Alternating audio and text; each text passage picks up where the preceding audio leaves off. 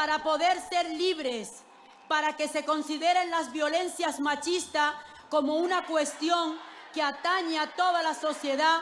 ¡Yo sí te creo! El 8M nos ha vuelto a dejar imágenes de grandes manifestaciones por la igualdad en casi todo el mundo y ha convertido a España en el principal referente del feminismo, con movilizaciones masivas, mayores incluso que las del año pasado.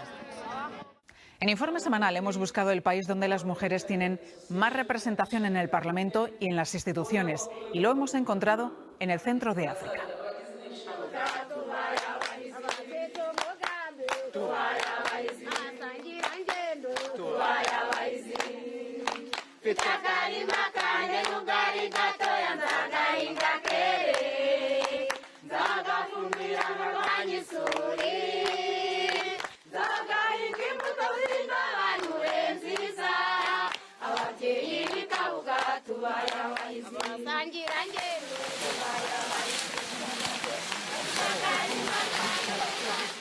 Hace 25 años estas agricultoras de Kabuga, al este de Ruanda, no podían ni cortar leña.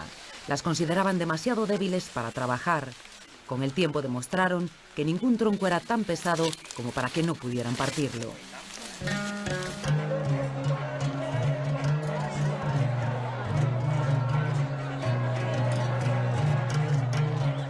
Ruanda, un país pequeño y perdido en el interior de África, se ha convertido en pocos años en todo un ejemplo de representación femenina.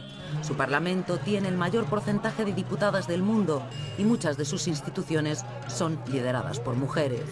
Para entender este avance es necesario recordar el genocidio de 1994. En la masacre fueron asesinadas 800.000 personas, tutsis y hutus moderados. La mayoría eran hombres, así que cuando se detuvo el exterminio, ellas asumieron la reconstrucción del país y el proceso de paz. Han pasado 25 años del genocidio y hemos avanzado hacia la reconciliación, donde la mujer ha tenido un papel muy importante.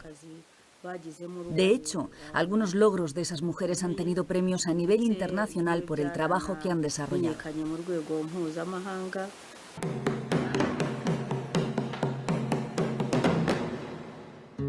La reconciliación forzada por el gobierno no fue fácil. Las familias que aceptaron el perdón lo hicieron por pragmatismo, para poder mirar adelante.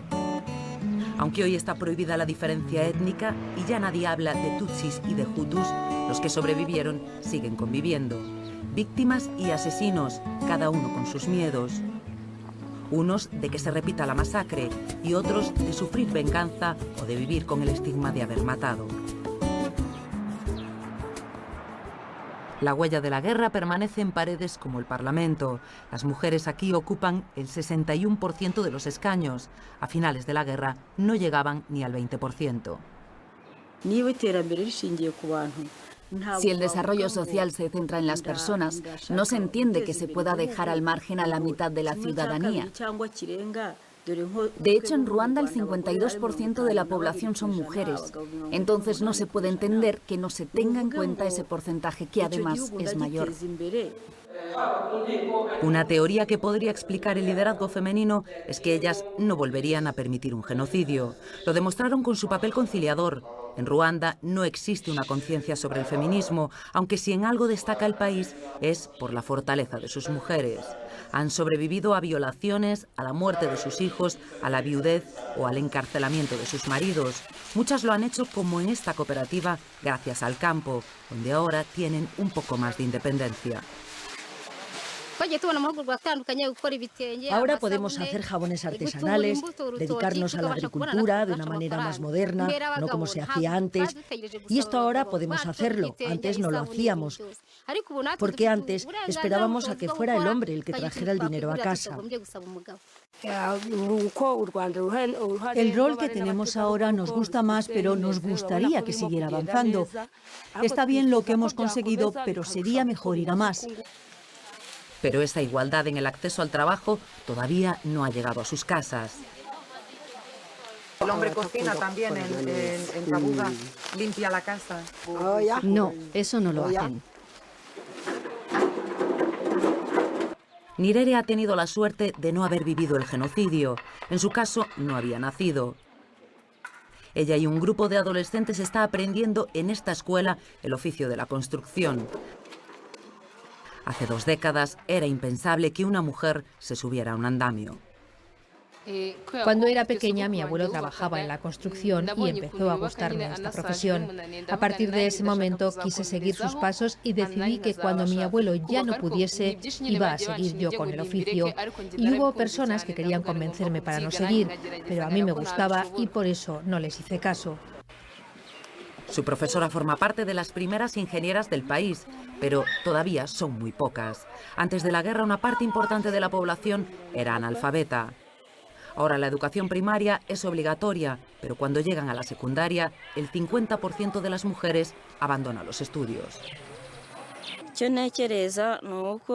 Yo creo que tiene que haber un cambio en la mentalidad de las mujeres primero, y de los padres y en general en el resto de la sociedad ruandesa, para que el cambio no se pare porque las mujeres sí que pueden. En la escuela de Kabuga vamos al encuentro de Milagros, una misionera navarra que lleva 52 años en Ruanda. Aquí todos la conocen como Niranuma, la paloma grande. Ella es una de las pocas musungu blancas que se ven por aquí. Ha dedicado gran parte de su vida a trabajar en el empoderamiento de las mujeres. Me han contagiado la energía que ellas tenían, la capacidad de aguante. Esa capacidad de aguante que a veces se puede percibir como algo negativo, pero yo lo percibía, el aguante que tenían por los hijos, sabiendo que en casa no eran valoradas, que el marido era el jefe, que tenían que estar sometidas.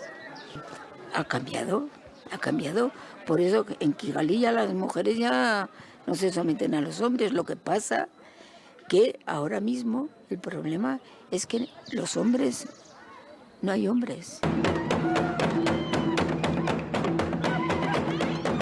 Inja Lloverán es una compañía de danza popular creada hace 5 años. Aquí las mujeres también tocan el tambor. Tradicionalmente solo estaba permitido para algunos hombres y en los actos de la corte. Hoy nadie se extraña de que mujeres como Aline lideren grupos tan grandes como este de 100 personas.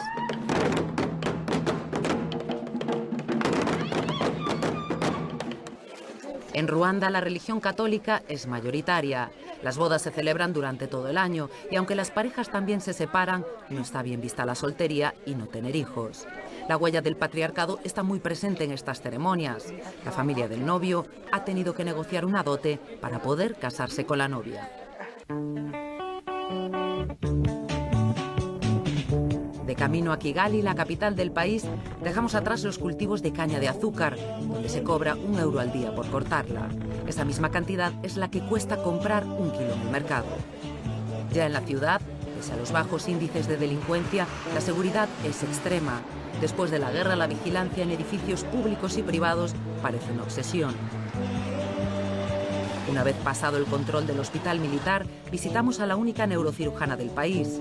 Los pacientes de Claire todavía se sorprenden cuando la ven en consulta.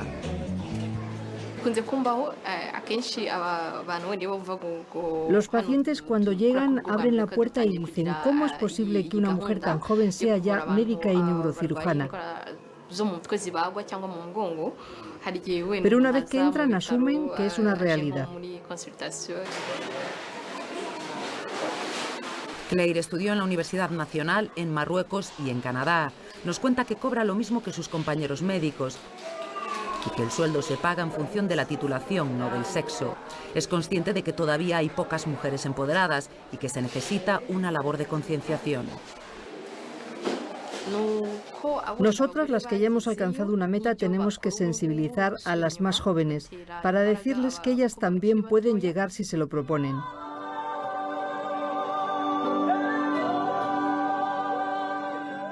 Sus voces representan el llanto y el lamento por una guerra pasada. Generación 25 es el nombre de la obra que están ensayando para el próximo aniversario del genocidio, el 7 de abril. Su directora es también una mujer, la primera de Ruanda que ha trasladado el teatro a los grandes escenarios. En su espectáculo está muy presente el papel que tuvo la mujer para alcanzar de nuevo la paz. Compara su capacidad de cuidar a la familia con la de proteger a un país. La mujer tiene 9 meses de embarazo, dedica 20 años a criar a sus hijos y puede que solamente tarde 20 segundos en perder a ese hijo. El papel de la mujer en la sociedad es un rol de cuidar la sociedad como si fuera una madre que prepara a los hijos para la vida.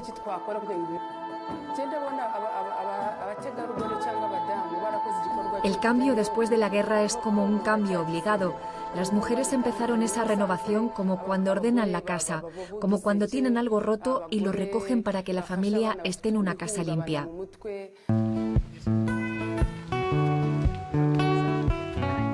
Dice un proverbio muy utilizado en Ruanda que el pájaro que no vuela nunca sabrá dónde están las buenas semillas. En el conocido como País de las Mil Colinas, las mujeres desplegaron sus alas después de la guerra. Superadas las caídas iniciales, han empezado a picotear y a saborear los primeros granos. Sus alas han servido para proteger y unir de nuevo al país. No quieren regresar a aquellos tiempos donde estaba prohibido volar.